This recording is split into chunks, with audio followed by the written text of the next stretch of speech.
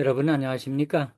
2026년 제2기 안식일학교 작년교과 하나님과 함께 자라가는 삶이라는 주제로 오늘 제1과를 공부하도록 하겠습니다. 네, 먼저 여러분 목차를 보시면 1과, 2과, 3과까지는 어쩌면 내 신앙의 모습, 신앙의 위치, 또 하나님과의 관계가 어떻게 되어야 하는지에 대하여 설명하고 있습니다. 오늘 이 첫 시간에 실태 파악이라고 하는 제목으로 공부를 하겠습니다. 자신을 점검하라는 말씀입니다. 연구할 범위들은 요한계시록, 창세기, 예레미야, 요한복음, 로마서에 나와 있는 말씀들을 중심으로 공부하게 되겠습니다. 기억절 말씀은 요한복음 15장 9절에서 아버지께서 나를 사랑하신 것 같이 나도 너희를 사랑하였으니 나의 사랑 안에 거하라. 즉, 나는 하나님의 사랑 안에 거하고 있는가라는 말씀으로 전체적인 내용이 관계에 대한 이야기입니다. 이번 과에서 가장 많이 나오는 단어는 관계입니다. 나와 하나님과의 관계, 신앙의 관계에 대하여 설명하고 있습니다. 여기 네모 박스에서 오늘 당신과 하나님과의 관계는 어떠한가? 첫째로 활기가 넘치고 굳건한가? 두 번째로 당신은 신령한 말씀을 탐구하며 그분과 친구처럼 대화하고 이 관계에 시간을 투자하며 할애하는가? 세 번째, 그렇게 하고 있다면 이를 위해 얼마나 많은 시간을 들이는가? 네 번째, 또 하나님과의 관계가 당신의 인생에서 가장 아름다운 관계이기에 다른 이에게 나누고 싶은 마음을 느끼는가? 다섯째로, 아니면 시간이 지나면서 하나님과의 관계가 식어버렸는가? 물론 그 관계가 존재하고 이럭저럭 만남을 갖지만 솔직히 예전만큼 굳건하지는 않은가? 일곱 번째, 당신은 혹시 성경이 미지근하다고 말하는데 그 위치에 있는 건 아닌가? 라는 질문들. 하나님과 나와의 관계가 어떠한지에 대한 것들을 생각하게 하는 말씀들입니다. 진실로 하나님과의 관계는 이 세상과 영원까지의 모든 것을 좌우하는 것입니다. 그래서 이번 주는 하나님과의 관계가 현재 어떤 상태인지, 그리고 성경이 우리에게 무엇을 권면하는지 생각해 보자는 것입니다. 그러기 위해선 먼저 자신을 솔직하게 돌아보고 실태 파악입니다. 예수께서 제시하시는 해결책을 듣는 것이야말로 현재의 상태에서 더 나은 곳으로 나아가는 토대가 될 것이라고 하는 말씀인 것입니다. 여러분, 오른쪽 아래 결론 부분이 있습니다. 이 과의 전체적인 내용을 그저 요약해서 보여주고 있습니다. 첫째, 이 세상과 영혼까지의 모든 것은 하나님과의 관계에 달려있다. 관계입니다. 주님은 마지막 때 라오디게아 같은 신자들의 영적 상태를 진단하며 부족한 것을 채우라고 말씀하십니다. 세 번째, 그분은 사랑하시기에 책망하시고 우리와 함께하며 더 강하고 깊은 관계를 맺기 원하십니다. 네 번째로, 죄와의 투쟁이 있지만 주께서 죄를 이기셨고 우리와 항상 함께 가까이 있기를 원하십니다. 또한 다섯 번째로, 계명을 지키고 의미 있는 삶을 살며 그분 안에 거하는 것은 영혼까지 이르게 하는 위대한 비결로서 라오디게아 같은 상태를 해결하는 치료약이 된다는 것입니다. 그리하여 우리는 자기 힘이 아닌 성령의 역사를 통해 생명을 얻고 성장할 수 있으며 주님과 연결되어 성령이 우리 삶에 역사하시도록 구해야 한다는 것입니다. 이제 넘기시면 첫째 날 우리의 상태에 대한 내용으로 돌아가 보겠습니다. 우리의 상태다. 여기 요한계시록 3장에서 마지막 시대를 사는 하나님의 백성에 대한 묘사를 설명하고 있습니다. 우리가 익히 잘 아는 말씀이지요. 오늘날 하나님의 백성의 영적 상태는 미지근한 상태라고 표현하고 있습니다. 라오디게아 교회의 형편과 상황입니다. 어쩌면 우리는 뜨겁지도 차갑지도 않은데 그것은 우리 입장에서 아무것도 필요하지 않다고 느끼거나 생각하기 때문이라고 하는 것입니다. 그래서 우리는 스스로 생각하는 것보다 훨씬 더 절실하게 주님이, 하나님이 필요하다고 하는 사실을 인지해야 하는 것입니다. 자, 여기 요한계시록 3장 18절, 19절에서 하나님께서 처방하고 계십니다. 불로 연단한 꿈을 사라, 흰옷을 사라, 안약을 사라는 것입니다. 그리고 사랑하기 때문에 책망하고 징계하게 한다는 것입니다. 사랑하기 때문에 책망하고, 사랑하기 때문에 징계한다는 것입니다. 우리는 그 사랑 안에서 회개할 수 있다고 하는 것입니다. 그리고 바꾸라고 하는 것입니다. 이것이 오른쪽에 보면 우리를 향하신 하나님의 뜻이라고 표현하고 있습니다. 우리를 향한 하나님의 뜻이요. 첫째, 그분은 우리를 부유하게 만들고 싶어 하십니다. 이것이 하나님의 뜻입니다. 두 번째는 우리를 당신의 완전한 의의 옷으로 덮어주길 원하십니다. 이것이 하나님의 뜻입니다. 세 번째는 우리 눈을 열어 당신과의 지속적인 관계가 모든 것을 어떻게 완전히 바꾸는지에 대한 진리를 보게 되기를 원하십니다. 이것이 하나님의 뜻입니다. 네 번째, 그분은 우리의 모든 필요를 공급하시는데 그 중에서도 우리에게 필요하지만 스스로는 결코 얻을 수 없는 것들을 주신다고 하는 것입니다. 이것이 하나님의 뜻입니다. 다섯 번째는 오직 그분만이 우리의 필요를 채우실 수 있고 또 그렇게 하실 것이지만 그것은 오직 우리가 받아들일 때에 이루어질 것이라고 하는 하나님의 뜻에 대한 말씀을 하고 계시는 것입니다. 영감의 교훈에서 이것은 틀림없는 참된 선지자의 기별이라고 말하고 있습니다. 증인의 기별입니다. 네. 그들은 그들의 형편이 하나님 보시기에 한탄할 만한 상태임을 알지 못하고 있다고 합니다.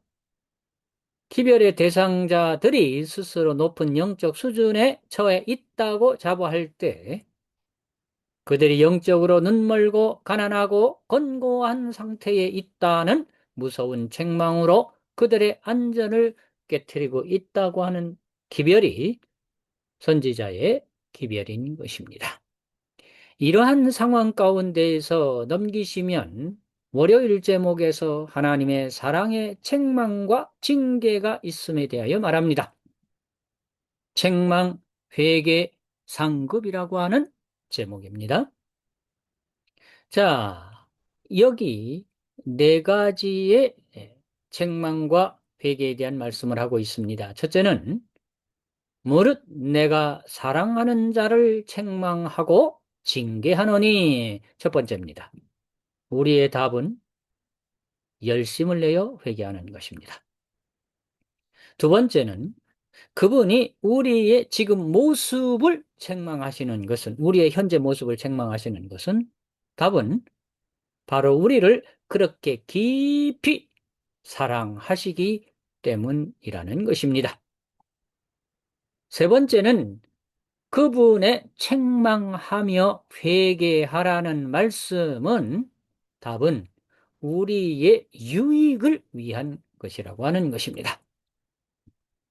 네 번째, 그분은 우리의 어떤 점이 잘못되었는지도 정확하게 알려주신다고 하는 것입니다.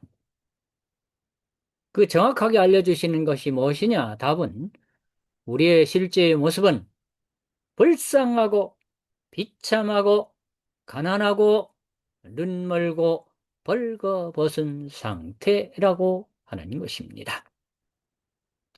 요한계시록 3장 20절에서 예수님께서 우리의 마음 문을 두드리고 계심에 대한 말씀이 있습니다. 이것은 정말 아름답고 놀라운 장면이라고 이렇게 네모박스로 표시를 해 보았습니다. 문을 두드리고 계십니다. 그 이유는 첫째, 함께 식사하자고 하는 것입니다. 두 번째, 좋은 음식을 나누면서 교제하고 대화하자고 하는 것입니다. 관계를 형성하자고 하는 것입니다. 세 번째, 친밀하고 지속적인 관계를 원하시는 예수님은 우리가 그분과 이런 관계를 가지도록 초대하신다고 하는 것입니다. 예수님은 한 번 하고 끝내는 것이 아니라 인내심을 가지고 기다리시며 당신의 마음 문을 두드리신다고 하는 것입니다. 또한 그분은 갑자기 들이닥쳐 대화를 강요하진 않으십니다. 끊임없이 여유롭게 문을 두드리시면서 우리의 시간이나 바쁜 삶을 방해하지도 않으신다고 하는 것입니다. 그러나 우리에게 시간이 많지 않다고 하는 사실입니다. 그러기에 그분의 음성을 듣거든 문을 열고 예수님을 우리의 삶 속으로 모셔야 한다고 하는 사실을 이야기하고 있습니다. 계속해서 오른쪽에 보시면 예수님과의 나와의 어떤 관계가 연결되어야 하느냐를 설명하고 있습니다. 어떻게? 언젠가 예수님을 직접 대면하게 되는 날이 있을 것입니다. 그 전에 우리는 창조주를 예배하는 수천수만의 무리와 함께 찬양과 경배 가운데 그분의 발 앞에 면류관을 드릴 그날이 올 것입니다. 직접 대면하는 그날이요.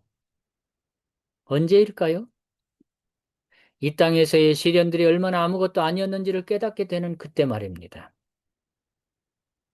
바로 주님 만날 그날을 생각한다면 예수님과의 관계를 우리가 소홀히 할 수 없음을 알게 되는 것입니다. 영감의 교훈에서도 책망이 필요한 이유에 대하여 말씀하고 있습니다.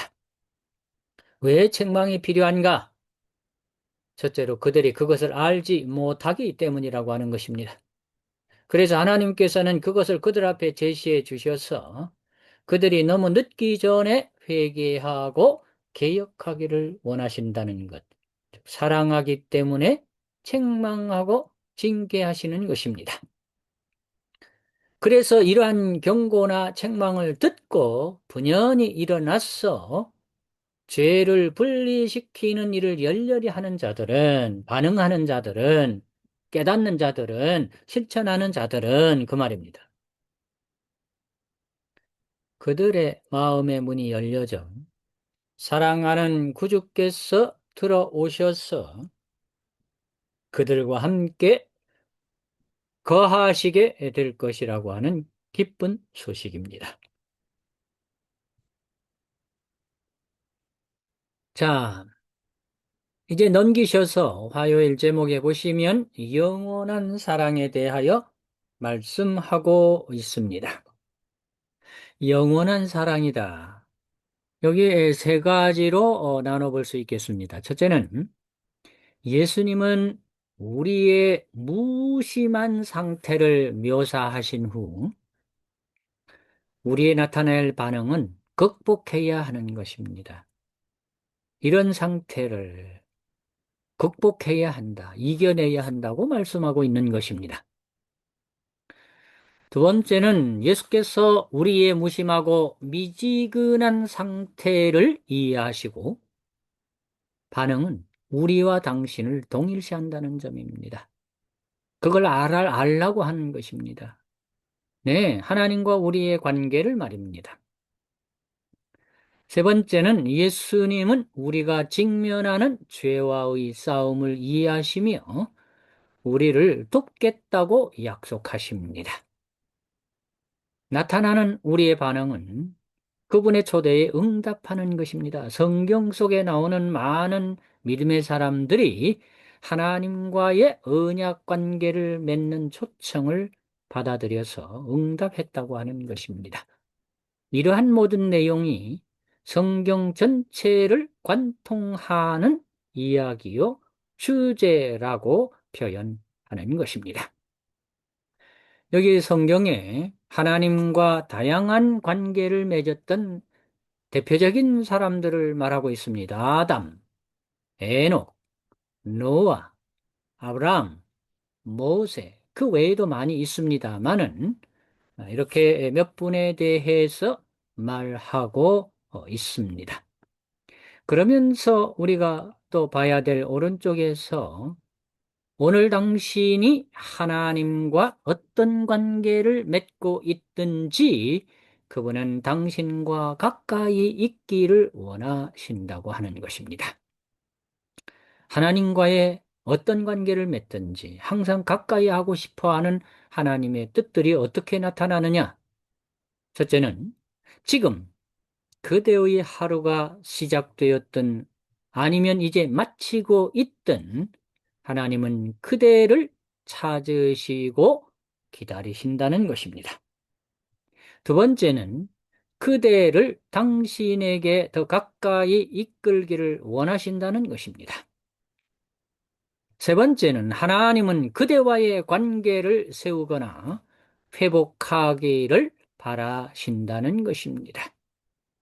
네 번째는 만약 그것이 이루어지지 않는다면 그 바람이 이루어질지의 여부는 그분이 아닌 당신의 손에 달려 있다고 하는 것입니다. 오늘 하나님과 나와의 관계를 어떻게 맺고 있느냐에 대한 말씀인 것입니다. 영감의 교훈에서도 이것은 끝없는 사랑이라고 표현하고 있습니다. 하나님께서는 과실을 범한 자, 반항하는 자, 심지어는 배교한 자까지도 몇 번이라도, 몇십 번이라도, 몇백 번이라도 다시 받아들이시기 위하여 손을 펴고 기다리신다고 말씀하고 계십니다. 넘기셔서 수요일 제목에서 나의 안에 거하라. 나의 안에 거하라는 말씀이 있습니다. 여기에서는 예수님과의 관계, 이 땅에 계실 때의 제자들과의 관계를 보여주셨던 것처럼 특별히 요한복음 15장에 있는 말씀을 통해서 7가지의 연결 관계를 설명하고 있습니다. 하나님과의 친밀한 관계를 어떻게 연결해야 하는지 7가지입니다. 첫째는 예수님 안에 거하는 것은 그분과 연결되어 살아가는 것이라고 하는 것입니다. 예수님 안에 거하는 것은 그분과 연결되어 살아가는 것이다. 두 번째는 예수님은 포도나무이십니다. 그렇다면 우리는 가지가 되겠습니다. 세 번째, 우리가 그분과 함께 거할 때 우리는 붙어 있기 때문에 그 가지에 열매가 맺힐 것이라고 하는 것입니다. 네 번째는 우리가 시들어 버린다면, 예를 들어서 말입니다. 우리가 시들어 버린다면, 열매를 맺히지 않고 내 마음대로 산다면 포도원 지기는 가지를 쳐낼 것, 잘라내 버릴 것이라고 하는 것입니다. 그렇다면 다섯 번째로 계속해서 우리가 구분 안에 거한다면 결국에는 나중에는 더 많은 열매를 맺게 할 것이라고 하는 사실입니다. 계속해서 같은 말씀입니다만은 예수 안에 거할 때 큰 기쁨을 얻게 된다고 하는 것입니다. 예수 안에 거할 때 큰 기쁨을 얻을 것이라고 하는 것입니다. 또한 예수 안에 거하는 것은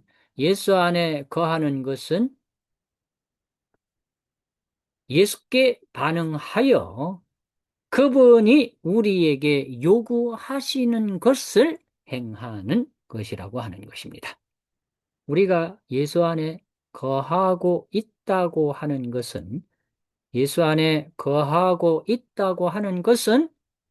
예수께 반응하여 그분이 우리에게 요구하시는 것을 행하는 것이라고 하는 것입니다. 자, 이러한 내용을 생각하면서 오른쪽에 보시면 네모 박스를 했습니다. 예수 안에 거하는 것은 우리의 라오디게아 교회와 같은 상태를 해결하는 치료법, 해결법이 된다고 하는 것입니다. 예수 안에 거하는 것만이 라오디게아 교회와 같은 상태의 교인들이 해결되고 치료되고 변화된다고 하는 사실을 말해주고 있습니다. 어떻게요? 이는 이 땅에서 충만하고 의미 있는 삶을 살며 영혼까지 이르게 하는 위대한 비결이라고 하는 것입니다. 그런데도 왜인지 우리는 예수님의 권면을 너무 쉽게 잊어버릴 때가 있습니다. 궁극적으로 예수님은 우리 각자에게 아버지께서 나를 사랑하신 것 같이 나도 너희를 사랑하였으니 나의 사랑 안에 거하라고 말씀하십니다. 네 번째, 예수님의 사랑이야말로 우리를 그분께로 이끌어가는 가장 강력한 끈이며 우리가 이 사랑을 알게 될 때 알아야 합니다. 분명히 알아야 합니다. 하나님과 이웃에게 사랑으로 응답하려는 마음으로 깊이 감동될 것이라고 하는 사실입니다. 예수님과의 관계는 모든 것을 해결하는 치료 이야기 된다고 하는 사실을 기억하면 좋겠습니다. 영감의 교훈에서도 그리스도 안에 거합니다. 더 밀접하고 더 친밀한 관계로서 그리스도 안에 거하는 것은 첫째, 가지의 섬유질은 포도나무의 섬유질과 거의 동일합니다. 두 번째로, 줄기에서 가지로 전달되는 생명의 교류와 함께 결실은 방해받지 않고 계속적이 되는 것입니다. 세 번째로, 뿌리는 가지를 통하여 그 영양분을 보냅니다. 그와 같은 것이 그리스도에 대한 참 신자의 관계를 말합니다. 그는 그리스도 안에 거하면서 그분에게서 영양분을 흡수하게 되는 이것이 그리스도 안에 거한다고 하는 것입니다. 이제 다섯 번째 목요일에는 포도나무에 연결되어 있어야 된다. 어떻게? 네 가지로 설명하고 있습니다. 첫째는 하나님은 그저 규칙과 같은 관계를 원하는 것이 아니라 상호 간의 사랑을 기반으로 한 관계, 곧 사랑과 자유로운 선택으로 시작되고 유지되는 관계를 원하십니다. 상호 간의 사랑을 기반으로 한 관계입니다. 또 사랑과 자유로운 선택으로 시작되나 유지되는 관계입니다. 그렇다면 어떻게 할 수 있느냐? 내 스스로는 할 수 없습니다. 여기 노란색으로 보시면 스스로를 예수 안에 거하게 할 수는 없습니다. 이렇게 되려면 반드시 하나님과 연결이 되어야 하는데 내 스스로 뭔가 할 수 있겠다라는 생각은 않으셔야 되겠습니다. 하나님이 먼저, 두 번째요. 하나님이 먼저 우리를 사랑하셨고 그분이 먼저 시작하셨다는 것, 그것이 진리라고 하는 것입니다. 그렇다면 우리의 응답은 언제나 하나님께서 먼저 우리를 위해 행하신 일에 대한 반응을 나타내는 것이라 말할 수 있겠습니다. 자, 여기 세 번째는 포도나무의 수액은 우리 삶 속에서 성령님의 역사와 같다라고 말할 수 있겠습니다. 비록 우리가 죽은 가지와 같을지라도 하나님과 함께 시간을 보내기로 선택할 때 뿌리에서 공급되는 수액처럼 성령께서 우리 안에 오셔서 생명을 주시고 성장하게 하신다고 하는 것입니다. 이것은 성령님의 역사라고 말할 수 있겠습니다. 네 번째, 예수님 안에 거하기를 원한다고 의식적으로 선택해야 하는 것처럼 의식적인 선택입니다. 우리는 마른 가지 같은 삶에 성령의 수액이 흘러 들어와서 결국 우리가 열매를 맺게 된다고 하는 사실을 말하고 있습니다. 다시 말하면 우리가 가지가 포도나무에 붙어 있어야지 그래야 연결된다는 것을 말하고 있는 것이지요. 여기 아래쪽에 연결되는 부분에 대한 성경절 내용들입니다. 누가복음 11장에 성령을 주시지 않겠느냐. 예레미야 31장에 무한 사랑으로 사랑한다. 요한일서 4장에 그가 먼저 우리를 사랑하셨다. 로마서 8장에서 너희 안에 거하시는 그의 영으로 말미암아 너희 죽을 몸도 살리신다는 말씀을 하고 있습니다. 이 모든 것들을 이루기 위해서는 오른쪽에서 성령의 역사에 대하여 말하고 있습니다. 성장하게 하며 포도나무에 연결되고 번성하게 하시는 분은 바로 성령의 역사라고 하는 것입니다. 우리는 이 땅에서 우리와 함께 하시는 성령님께 다음의 일을 매일매일 간구해야 한다는 것입니다. 첫째, 우리의 보혜사가 되어주시기를 간구해야 합니다. 예수님을 더 깊게 알게 해달라고 간구해야 되겠습니다. 또한 우리의 죄를 깨닫게 해 주시기를 간구해야 되겠습니다. 우리를 모든 진리 가운데로 인도하시기를 간구해야 하겠습니다. 우리가 하나님과 함께 할 수 있는 것은 오직 성령의 역사를 통해서만 가능하다고 하는 사실입니다. 영감의 교훈에서도 나무 수액과 성령의 능력에 대하여 말씀하고 있습니다. 생명을 주는 성령의 능력도 영혼에 스며들어야 한다. 동기와 애정을 새롭게 하고 생각들까지도 하나님의 뜻에 복종하게 하며 받은 이에게 거룩한 행위의 귀중한 열매를 맺을 수 있게 하는 것, 성령의 능력이 내 영혼에 스며들 때 가능하다고 하는 것입니다. 오늘 제1과의 내용들을 마무리하는 여섯째 날의 이야기 가운데 네모박스 선을 보시면 하나님의 계획이다. 즉, 우리가 태어나기 전부터 하나님은 우리를 사랑하셨으며 그분이 우리를 알고 우리가 그분을 알도록 계획하셨다고 하는 사실입니다.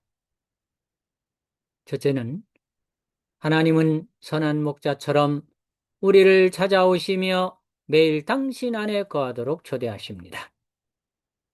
두 번째는 우리가 할 일은 단지 그분께 응답하기로 선택하고 우리의 비참함과 라우디게아 교회와 같은 상태를 그분이 주시는 좋은 선물과 바꾸는 것이라고 했습니다.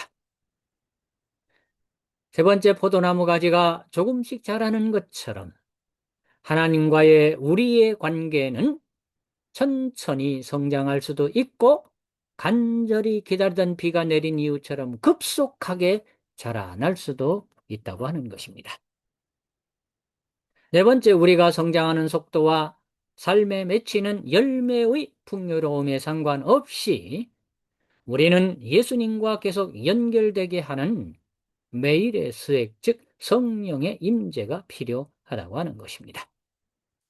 다섯째, 그리스도 안에 거한다는 것은 그분의 성령을 계속적으로 받아들여 그분의 구속사역에 온전히 순복하는 생애를 의미한다는 것입니다. 여섯째, 교통의 통로는 인간과 하나님 사이에 계속적으로 열려 있어야 하고, 일곱 번째, 우리도 예수께 매달려서 그분에게서 능력과 그분의 품성의 완전하심을 믿음으로 받아야 한다는 사실을 설명하고 있습니다. 자, 우리가 태어나기 전부터 하나님은 우리를 사랑하셨으며 그분이 우리를 알고 우리가 그분을 알도록 계획하신 이 모든 사실 속에 이런 내용을 안다면 구원받지 못할 사람 어디 있겠습니까? 하늘에 못 갈 사람이 어디 있단 말입니까? 이러한 사실을 알고 인지하고 있기 때문에 우리는 온전히 예수님 안에 거하면서 주님의 나라에 들어가는 사람들인 것입니다. 어떻든 그러나 이 분주한 세상 삶 속에서 우리의 상태가 우리의 자신의 위치가 어떠한지를 살펴보는 것은 매우 중요하다고 생각이 되어집니다.